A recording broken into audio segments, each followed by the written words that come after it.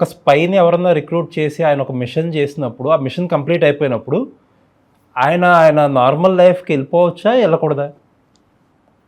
Usually normal లైఫ్కి వెళ్ళిపోవచ్చు. ఎందుకంటే ఈ రాలో పనిచేసేటోళ్ళు ఎప్పుడు రీసెర్చ్ అండ్ అనాలిసిస్లో వాళ్ళు యూజువలీ డెప్యుటేషన్లో వస్తారు, పోలీస్ నుంచో ఆర్మీ నుంచో వస్తారు, ఆర్మ్ ఫోర్సెస్ నుంచి. వాళ్ళు పనిచేసే టైంలో వాళ్ళ ఫ్యామిలీ వాళ్ళకు కూడా చెప్పరు ఎక్కడ పనిచేస్తున్నారని. పొద్దున బ్యాగ్ తీసుకొని పోతారు, వచ్చేస్తారు. ఏమనంటే ఏదో గవర్నమెంట్ ఆఫీస్లో పనిచేస్తున్నారు అది ఇది అంటారు వీళ్ళు. సార్ వాళ్ళు అదే కదా, వాళ్ళు either from army or police, ఏ డిపార్ట్మెంట్ ఆ డిపార్ట్మెంట్. కానీ వాళ్ళు ఎప్పుడు ఎక్కడ అని చెప్పారు. రీసెర్చ్ అండ్ అనాలిసిస్ బింగ్ పెద్ద బిల్డింగ్ ఉంది ఢిల్లీలో మీకు. వాళ్ళు ఎక్కడ పోస్టింగ్ చేస్తారో తెలియదు. వీళ్ళ కొంతమందిని కన్సులర్ యాక్సెస్లో పెట్టేస్తారు, అంటే ఫారిన్ కంట్రీస్లో ఎంబసీలో పనిచేస్తారు. వాళ్ళ పని ఏంటి అక్కడ వెళ్ళినాక ఇట్లాంటి క్యారెక్టర్స్ మీద నిఘా పెట్టడం. ఓకే, దుబాయ్కి పంపిస్తే ఆ దుబాయ్లో ఉన్న ఇండియన్ అండర్ వరల్డ్ నుంచి ఎవడోడు ఉన్నాడు వాడిని చూసుకుంటాడు. తర్వాత ఇన్ఫార్మ్ చేస్తారు గవర్నమెంట్ వీడు ఇక్కడ ఉన్నాడు. వాళ్ళు కన్సులర్ ఇది ప్రెషర్ పెట్టి రెడ్ కార్నర్ నోటీస్ పెట్టి వాళ్ళని తీసుకొచ్చేస్తారు.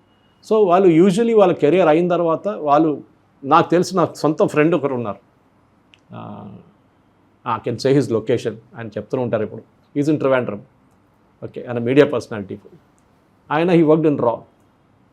తర్వాత డెప్యుటేషన్ ఎంత అయిన తర్వాత రిటైర్ కాదు, డెప్యుటేషన్కి వెళ్ళిండు. కొన్ని సంవత్సరాల తర్వాత he left the arm forces itself, voluntary తీసుకున్నారు. ఇప్పుడు ఒక మీడియా హౌస్ నడిపిస్తున్నారు. ఆయన చెప్తుండే నాకు కథలని దీని గురించి. కానీ they will not talk beyond a point.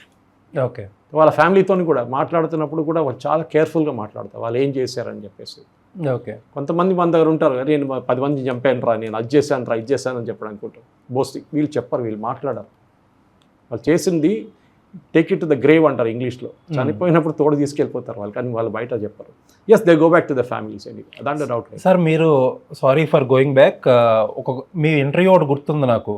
Dawood ఇబ్రహీంని almost head షాట్లో ఒక ఆపర్చునిటీ వచ్చినప్పుడు ఒక ఇండియన్ మినిస్టర్ కదా, ఐ బిలీవ్ మహారాష్ట్ర మినిస్టర్ ఒక ఆయన సేవ్ చేశారు ఆపేరని చెప్పి. కొంతమంది శరద్ పవార్ అంటారు, మీరు పేరు చెప్పరేమో కానీ శరద్ పవార్ అంటారు. ఆ ఇన్సిడెంట్ గురించి చెప్పండి సార్. ఇది అజిత్ దోవల్ గారు ప్లాన్ చేస్తున్న మిషన్ యాక్చువల్లీ. ఓకే, కరాచీలో క్లిఫ్టన్లో ఆ ఏరియాలో ఈయనకు చంపడానికి కంప్లీట్ ఒక స్క్వాడ్ రెడీ అయిపోయారు. ఓకే, పాకిస్తాన్లో ఉన్న కొంతమంది, మన దగ్గర ఉన్న కొంతమంది. అప్పుడు దావూద్కి ఇంత ప్రొటెక్షన్ లేకుండే, కొంచెం ప్రొటెక్షన్ తక్కువ ఉండే. అప్పుడు కూడా ఉండే కానీ ఇంత చంపడానికి అన్ని ప్లాన్ రెడీ చేసుకొని అప్రూవల్ కోసం ఫైనలీ గవర్నమెంట్ దగ్గర వెళ్తే ఏం చెప్తారు, రెడీగా ఉన్నారు వాళ్ళు అక్కడ కొట్టడానికి. ఇక్కడి నుంచి నో అని చెప్పారు. అది పెద్ద కాంట్రవర్సీ అని నేను చెప్పడం కాదు, మీడియాలో ఉంది, మీరు గూగుల్ చేస్తే మీకు వచ్చేస్తుంది, పేరు కూడా వచ్చేస్తుంది, నేను చెప్పక్కర్లేదు. శరద్ పవార్ గారు ఉంది. సో దానికి ఆ టైంలో డినై కూడా చేయలేదు ఎవరు, ఇట్లా జరగలేదని చెప్పేసి.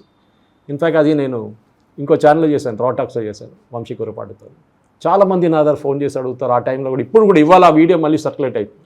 ఓకే, దురంధర్ 2 రిలీజ్ అయిన తర్వాత వాళ్ళు మళ్ళీ ఆ వీడియో సర్క్యులేట్ చేస్తున్నారు, ఆ పర్టికులర్ దావూద్ ఇబ్రాహిం సీన్ తీసుకొని. ఎస్, జరిగింది అది. ఇన్ఫ్యాక్ట్ నేను చిన్నప్పుడు బాంబేకి వెళ్తున్నప్పుడు, అప్పుడు బాంబే ఇప్పుడు ముంబై, అప్పుడు మా అంకుల్ ఇంట్లో ఉంటుండే మలబార్ హిల్ అనేది చాలా పాష్ ఏరియా.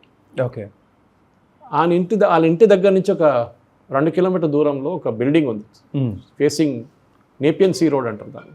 ఓకే, అక్కడ ఎట్లా పెద్ద బిల్డింగ్లో ఆ టైంలో హాజీ మస్తాన్ అని ఒక మనిషి ఉంటుండే. ఈ దావూద్ ఇబ్రాహిం అని అందరు వచ్చే కన్నా చాలా రోజుల ముందు, సంవత్సరాల ముందు, he was the king. Okay, పాత సినిమాల్లో, అమితాబ్ బచ్చన్ సినిమాల్లో దావూద్ మీరు చూపిస్తారు, వాళ్ళు సూట్ కేసు తీసుకొచ్చి 50 కామ్ సే పైలే 50 కామ్ కే బాద్ అని. వీళ్ళు స్మగ్లింగ్ ఉండే, అప్పుడు బంగారం స్మగ్లింగ్ ఉండే చాలా మటుకు. ఇదేమో బిగ్ టైం, ఎలక్ట్రానిక్స్, బంగారం ఇదంతా స్మగిల్ చేస్తుండే. తర్వాత దావూద్ వచ్చారు, అప్పుడు హాజీ మస్తాన్ అవుట్డేటెడ్ అయిపోయింది. వరదరాజ ముదలియార్ వీళ్ళందరూ ఉన్నారు ఆ టైంలో. Anyway, that's a correct story. Yes, అది జరిగింది. ఆ టైంలో హిట్ చేద్దాం అనుకున్నారు, కానీ ఎందుకు ఆపేశారు? Maybe it's a connection. రేపు ఆయన చంపేస్తే మళ్ళీ ఆయనది బిజినెస్ ఏమైనా బాంబేలో ఇంపాక్ట్ అవుతుందో బహుశా ఉండొచ్చు. అలయన్స్ గవర్నమెంట్ ఉండటం వల్ల వచ్చిన ప్రాబ్లమ్స్ ఏంది? ఎందుకంటే వీళ్ళందరూ ఏదో ఒక టైంలో ఆయనతో పని చేయించుకున్నారు. Okay sir, before we close, Dhurandhar part 1, Dhurandhar part 2 అయిపోయింది. So as a firm believer of history and follow అయ్యేవాళ్ళు, how much is fact, how much is fiction? I think 75% is fact, 25% is fiction. Okay, కానీ దాని weaving ఉంటుంది చూడండి. And fiction in the sense cinematic liberty or distortion of history? No, there is no distortion of history. సరే, దాంట్లో ఒక సీన్లో ఒక brigadier who from the 71 war అక్కడ ఆయన్ని ప్రిజనర్ ఆఫ్ వార్గా తీసుకున్న ఆయనకు ఒక కోపం ఉండే ఇండియా మీద ఉంది న్యాచురల్గా. ఆయన మాట్లాడుతున్నప్పుడే పక్కన మోదీ గారు స్వేరింగ్ ఇన్ సెరమనీ నడుస్తుంది 2014. అవును. ఆయన కొడుకు చెప్తారు డైలాగ్ ఒకటి, నువ్వు ఇంత డబ్బులు ఇస్తావు ఎన్జిఓలకి వాళ్ళకి వీళ్ళకి యూనివర్సిటీకి అంత డబ్బులు ఇచ్చావు, అక్కడ కూడా ఒక ఛాయ్ వాళ్ళ ప్రధానమంత్రి అయిపోయింది, నువ్వు ఎట్లాంటి ఫెలో అంటారు. మేజర్ ఇక్బాల్కి చెప్తారు అది ఆ సీన్లో ఉంది. సో యూ కెన్ సే అరే మోదీ ప్రాపగెండా కాదు అంటారు. దాని తర్వాత డిమానిటైజేషన్ కూడా అట్లనే జరుగుతుంది. వీళ్ళందరూ కూర్చొని మాట్లాడుతూ సడన్గా డిమానిటైజేషన్ అనౌన్స్మెంట్. ఇంకోటి Atiq Ahmed assassination. So cinematic liberty అక్కడ ఉంది. నేను చెప్పాను చూడండి, Atiq Ahmed was not directly involved, కానీ ఆయన మర్డర్ ఒక లింక్ పెట్టారు వాళ్ళు అక్కడ. So you can take that liberty. ఇప్పుడు మనం సినిమా చూసేటప్పుడు చాలామంది అంటారు మీ బ్రెయిన్స్ కదా, మీ బుర్ర బట్టి ఇంట్లో పెట్టేసి వెళ్ళండి అని చెప్పేసి. కానీ ఇట్లాంటి సినిమాలు థింకింగ్ ఎక్కువ ఉంటుంది.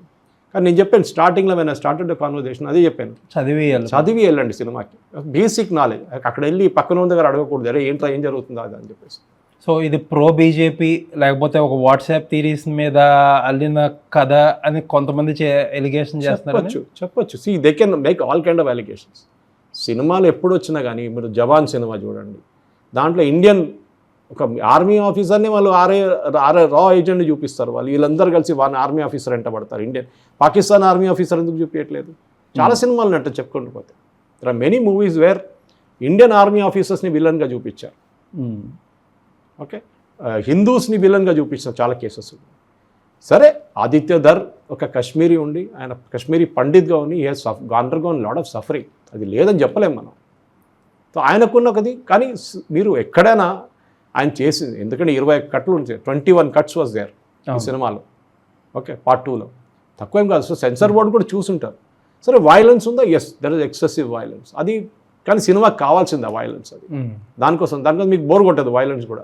It is needed for that movie.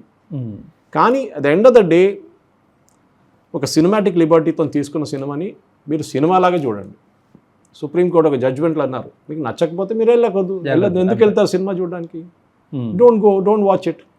కానీ అక్కడ వెళ్ళి మళ్ళీ క్రిటిసైజ్ చేయడం దాన్ని, ఇది ప్రో బీజేపీ, యాంటీ ముస్లిం, ఎందుకు 19th మార్చ్కి రిలీజ్ చేశారు, ఈద్ వస్తుందని తెలుసా మీకు? ఆ రోజు అప్పుడే దగ్గర వస్తుంది ఈద్ అని తెలుసా? ఆ రోజు ఎలక్షన్ రాబోతుంది కొన్ని రోజులు అని తెలుసా? అరే అప్పుడు అనౌన్స్ చేసినప్పుడు ఎలక్షన్ అనౌన్స్ చేయలేదు బాబు. ఇదంతా కోఇన్సిడెన్స్ జరిగింది. కానీ if you want pick that up and say that is why it happened అని కాదు. సినిమా ప్రతి సినిమా అట్లా మనం కూర్చొని డైసెక్ట్ చేస్తే చాలా మటుకు తప్పులు పట్టుకోవచ్చు. దీంట్లో కూడా దానికోసం నేను 75 అని చెప్పాను, నేను 95 కూడా చెప్పొచ్చు కదా. కానీ I'm giving that liberty to Aditya Dhar, that scripting wise. And I think casting, I think ఆ కాస్టింగ్ డైరెక్టర్ ఎవరో కానీ నాకు తెలియదు, కానీ I think casting did admirable job. And makeup కూడా చాలా ఎక్సలెంట్ గా చేశారు. ఎందుకంటే కాస్టింగ్ డైరెక్టర్ ప్రతి మనిషి, రాకేష్ బేడి, నేను కాలేజ్లో ఉన్నప్పుడు చష్మే బద్దూర్, జానేబీదో యారో నాడు సినిమా చూసినాం, ఆ టైంలో చూసిన మనిషి 70s 80s నుంచి ఇప్పుడు కూడా ఉన్నారంటే surprising. And the way his acting చాలా బాగా రిస్ట్రెయిన్డ్గా. Even Ajit Madhavan brilliant. అజిత్ దోవల్ థియేటర్లో విజువల్ ఎక్కువ ఆయనకే పడింది డైలాగుల మీద. సో అది క్యారెక్టర్ అప్పుడు మీరు అప్రిషియేట్ చేస్తారు. దట్ దిస్ జెంటిల్మెన్ ఇప్పుడు కూడా I think must be 80 I think so. ఇప్పుడు దాకా కూడా ఆయన దేశం కోసం పనిచేస్తున్నారు. మోదీ గారు ఆయన రిటైర్ ఎప్పుడు అయిపోయారు. Ironically is a Kerala cadre officer, IPS. ఆయన గర్వాల నుంచి యాక్చువల్లీ. ఆయన చెప్పిన చాలా సీన్స్ ఉన్నాయి. పాకిస్తాన్లో ఆయన పనిచేస్తున్న టైంలో ఒక ఆల్మోస్ట్ పట్టుబడ్డాడు ఒక దర్గా దగ్గర. ఆ సీన్ మన యూట్యూబ్లో తిరుగుతుంది. అది ఆయన ఎట్లా ఆల్మోస్ట్ ఒక ఆయన రికగ్నైజ్ చేసుకున్నారు, ఇది హిందూ అని చెప్పేసి. But somehow you manage to escape from that. Anyway, that's ఒక సినిమాటిక్ లిబర్టీ ఉన్నప్పుడు మీరు క్రిటిసైజ్ చేయండి, దట్స్ నో కాదు. కానీ దాని ఒక హిందూ ముస్లిం యాంగిల్ చూడకుండా మనం పాకిస్తాన్ టెర్రరిస్ట్ని చూపిస్తున్నాం. మన దేశంలో ఓకే, ఆతిక్ అహ్మద్ ఇప్పుడు సమాజ్వాదీ పార్టీ క్రిటిసైజ్ చేస్తే ఈజ్ గోట్ అ రైట్. మీరు ఎందుకు? ఆతిక్ అహ్మద్ హిస్టరీ అందరికి తెలుసు. ఇంగ్లీష్లో అంటారు 160 కేసులు ఎంత మర్డర్ చేసినాడు వాడిని ఇడుస్తారా, వాళ్ళ ఫ్యామిలీ వాళ్ళు ఇడుస్తారా, అదే చేశారు కదా వాళ్ళు కూడా. ఇంగ్లీష్లో ఒక సేయింగ్ ఉంది, those who live by the sword will die by the sword. కత్తితో బతుకుతారు, కత్తితో చంపేస్తారు వాళ్ళు. ఇది మర్చిపోకూడదు.